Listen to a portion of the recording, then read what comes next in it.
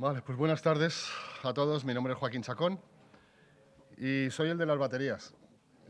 Así me han denominado siempre. Desde hace casi 30 años que me dedico a esto de las baterías, trabajando en diferentes empresas, con diferentes tecnologías.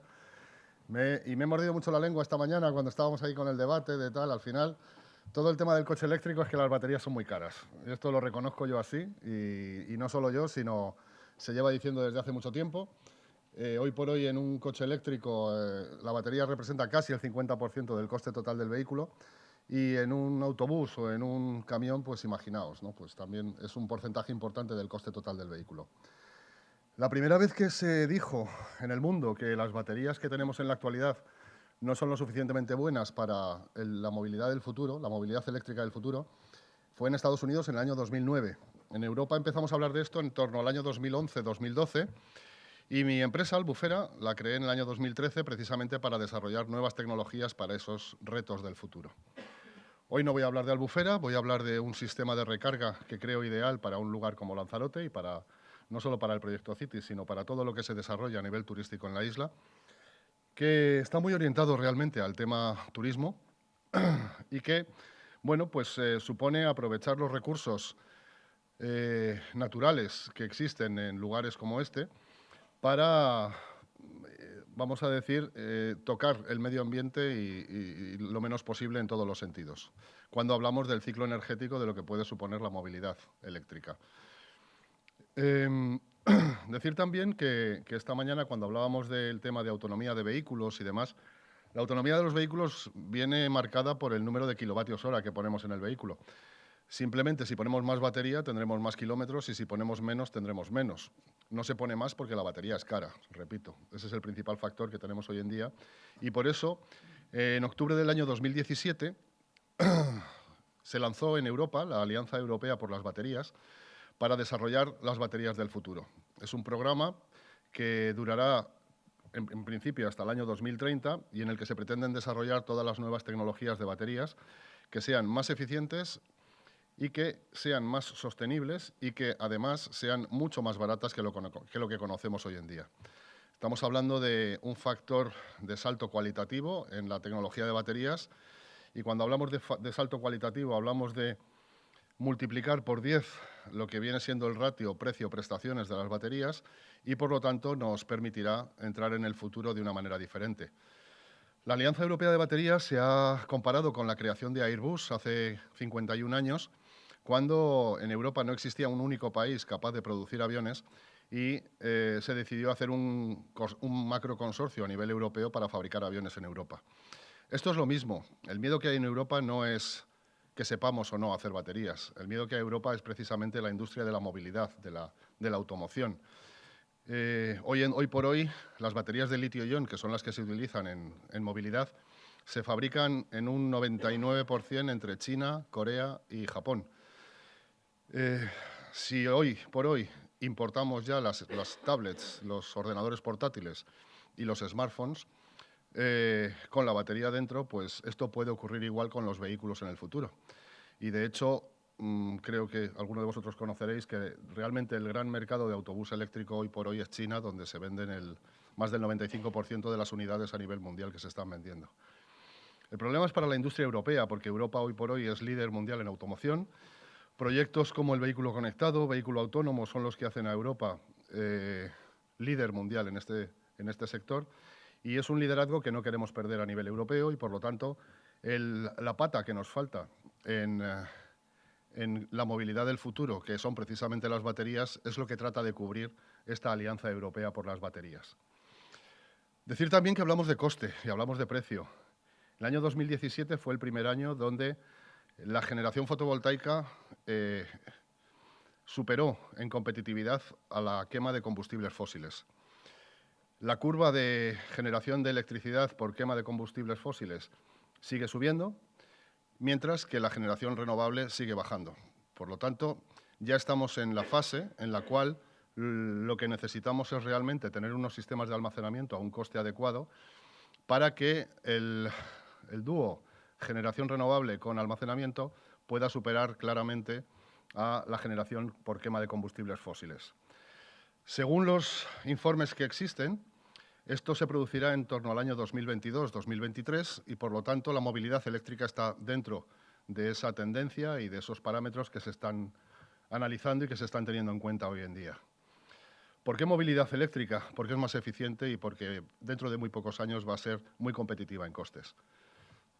Hablamos de sostenibilidad, hablamos de muchas otras cosas, pero realmente hoy por hoy también esto es una cuestión económica y lo que está claro por todos los informes que se extraen de las diferentes investigaciones que se están haciendo a nivel mundial es que hoy por hoy pensar en una movilidad que no sea eléctrica, digamos que es cosa del pasado. Alguien comentaba algo de Kodak o de alguna otra empresa en el pasado. Pues yo diría, desde mi modesto punto de vista, que cualquiera que no invierta y que no apueste por la movilidad eléctrica hoy se va a quedar fuera del mercado dentro de muy poquito tiempo. Bien, pero todo esto son reflexiones propias del mundo de las baterías que, bueno, que no tienen más misterio. No voy a descubrir nada nuevo diciendo que Lanzarote es reserva de la biosfera desde 1993. Pero no solo eso, es una isla. El hecho de ser una isla en Europa, que es principalmente donde nos movemos, pues le atribuyen en el sector energético una serie de rasgos o características muy especiales, entre las que se incluye el mayor coste de la energía por el hecho de estar aislados, por el hecho de necesitar un exceso de producción, o unas conexiones con otros territorios, digamos, que al final suponen unas inversiones muy altas cuando queremos acometer proyectos de gran potencia. Si además incluimos el hecho de que sea reserva de la biosfera, pues digamos que no podemos generar electricidad de cualquier manera. No nos podríamos poner a pensar hoy en día en poner aquí una planta de carbón, por ejemplo, o algo parecido, porque no tendría mucho sentido. Me avisáis de lo del cuarto de hora, ¿verdad? Por lo tanto, Lanzarote representa un ejemplo, uno de los pocos ejemplos, no voy a decir el único, pero uno de los pocos ejemplos en el mundo donde la combinación de la generación renovable con el almacenamiento de energía supone una muestra clara de lo que va a ser el sector energético del futuro, que nadie lo tiene claro a nivel, vamos a decir, continental, y hoy en día, si preguntas en Europa, nadie te sabe decir quién va a dominar el sector de la energía dentro de 5 o 10 años. Habrá gente que diga que es el sector tradicional energético, habrá gente que diga que sois los suministradores de servicios de movilidad los que vais a dominar el sector energético, y habrá gente que diga que van a ser Google, Apple y este tipo de empresas los que dominarán el sector energético. Pero como sabéis, pues Repsol se ha puesto a vender electricidad y otras empresas de gran renombre pues están haciendo sus movimientos. Y entre todos ellos, el tema de las baterías es importante. Cuando hablamos de almacenamiento energético, a fecha de hoy hablamos de baterías, no por ninguna razón especial, por lo que os decía antes, porque es el sistema más eficiente y más efectivo en coste para almacenar energía hoy en día. A nivel europeo se habla de que las baterías predominarán en este sector hasta el entorno del año 2040-2050, donde se empezarán a encontrar otros sistemas de almacenamiento, como el hidrógeno, que también se ha mencionado, que lleva muchos años entre nosotros, pero a fecha de hoy todavía no es competitivo. Pero vendrá, todo el mundo apunta que vendrá en ese entorno del 2040-2050. Y por lo tanto, pues tenemos que estar preparados para conocer lo que es el almacenamiento de energía desde el punto de vista de mercado, de negocio y no tanto desde el punto de vista de las tecnologías. Hoy por hoy, una empresa de energías renovables lo que me va a pedir a mí es que le diga cuánto le cuesta almacenar 1 kWh de energía. Y le va a dar igual si lo almaceno en una batería de litio o en una batería de aluminio o en una batería de plomo. Todos esos costes serán los asociados al sistema de almacenamiento, que, por cierto, va a adquirir una categoría similar a la generación, el transporte y la distribución en el año 2020. Ya existe un borrador de directiva europea que se llama algo así como la Directiva de Diseño del Mercado Eléctrico, que se aprobará a mitad del año 2020 y donde aparecerá la figura del operador de almacenamiento de energía. Igual que hoy en día tenemos operador de generación, operador de distribución, tendremos un operador de almacenamiento. Hay gente que dice también, que deben estar locos, que la electricidad en torno al año 2050 va a ser gratis. Cuando digo gratis nos va a costar 1 céntimo como mucho, porque va a haber tanta generación renovable y va a ser tan barata que realmente el negocio no va a estar en vender y comprar electricidad, va a estar en dar servicios energéticos a los usuarios y a los clientes de energía, que al fin y al cabo somos todos. Y ahí el almacenamiento jugará un papel clave, guardando energía cuando sea gratis producirla o cuando sobre y suministrándola pues, cuando tengamos esa necesidad y en los momentos en los que la energía sea más cara. Insisto que Lanzarote presenta unas condiciones y unas características en este nuevo marco del sector energético espectaculares para desarrollar todos estos nuevos modelos de negocio. Y uno de ellos es la movilidad, que es lo que hoy nos ocupa en esta jornada. Aquí tenéis un mapa de Electromaps, que es hoy por hoy una de las webs que mejor indica todos los puntos de recarga que tenemos, que como sabéis, a fecha de hoy pues son puntos de recarga de mayor o menor potencia y conectados a la red. Al final lo que hacemos es colocar un enchufe más gordo, por decirlo de manera muy simple, para poder enchufar un vehículo eléctrico y recargarlo como hoy en día recargamos pues, una tablet o un teléfono móvil. Hablábamos también de todos los cambios que suponen el paso del motor de combustión al motor eléctrico. Alguien decía esta mañana, no recuerdo exactamente quién, que ahora con un coche te puedes ir al desierto, te puedes ir a no sé dónde y te puedes ir a muchos sitios que con un coche eléctrico no se podrá hacer. No estoy de acuerdo, se podrá hacer, pero es que voy más allá. Y esto me lo decía un ingeniero brasileño que se dedicaba a diseñar coches. Y me decía, Joaquín, dice, es que tú piensas que el usuario de un coche en el futuro va a ser totalmente distinto a lo que somos nosotros ahora. Yo recuerdo que cuando cumplí 17 años ya me apunté a la academia para empezar a aprender a sacarme el carnet de conducir y tenerlo al día siguiente de mi cumpleaños cuando cumplía 18 años. Y recuerdo que la primera vez que cogí un coche lo que hacía era probar la potencia, hacía trompos y hacía este tipo de cosas, aceleraciones y tal. Un chaval que hoy tiene 12, 14 años se ha criado con una tablet en las manos. Ese chaval va a estar viviendo en una Smart City. Va a estar totalmente controlado a nivel de velocidad, a nivel de lo que puede hacer o no puede hacer con el coche. Ese chaval lo que va a querer es que, por decir una tontería, el parabrisas sea táctil y que diga, uy, qué bonito, que le dé al parabrisas y que saque una foto y que la suba a Instagram directamente, con un comentario que él haga en voz alta y que el coche reconozca y tal. ¿Cuántos chavales hay hoy en día con veintitantos años, chavales y chavalas, con veintitantos años que no tienen carnet de conducir? Hay un montón. Esto no ocurría en generaciones anteriores. Y vamos al coche autónomo. Pues si ya metemos coches autónomos, ¿quién se va a sacar el carnet de conducir? Y ya no hablemos de los sistemas de compartir vehículos que están empezando a ocurrir en gran medida en Madrid, Barcelona y poco a poco irán yendo a otras ciudades. Es así, es una tendencia y entonces el tema de la estrategia de recarga de vehículos eléctricos pues tiene que tenerlo en cuenta. No es solamente la movilidad eléctrica, sino es todo lo que hacemos alrededor de la movilidad eléctrica. Nosotros hemos desarrollado el sistema Salsa. Salsa le pusimos el nombre por Cuba, porque fue donde se nos ocurrió, porque Cuba tiene una red eléctrica que es un desastre, pero la verdad es que es aplicable a muchos lugares del mundo. En España somos particularmente afortunados con el sistema Salsa gracias a los altos precios que tenemos en los factores de potencia que pagamos a nuestras queridas compañías eléctricas. Esto nos beneficia, en cierta manera, porque el sistema Salsa lo que pretende es cargar coches sin estar conectados a la red. O, como mucho, utilizar la red como un servicio de emergencia por si al caso no tenemos fuentes renovables para recargar el vehículo. Se trata simplemente de poner una batería estacionaria que alimente la potencia necesaria, la potencia y la energía necesaria para la recarga de los vehículos eléctricos.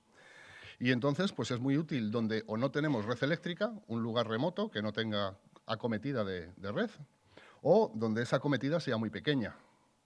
Hablábamos esta mañana también de los temas de los pantógrafos. Recuerdo un proyecto que hubo en Madrid para poner dos puntos de recarga relativamente rápidos de 50 kilovatios en la cabecera y en el final de una línea de autobuses. Y en toda la ciudad de Madrid solo se encontraron 2 líneas, de todas las que hay, donde existía esa posibilidad de poner 50 kilovatios para cargar las baterías con recarga de oportunidad en la cabecera y en la cola.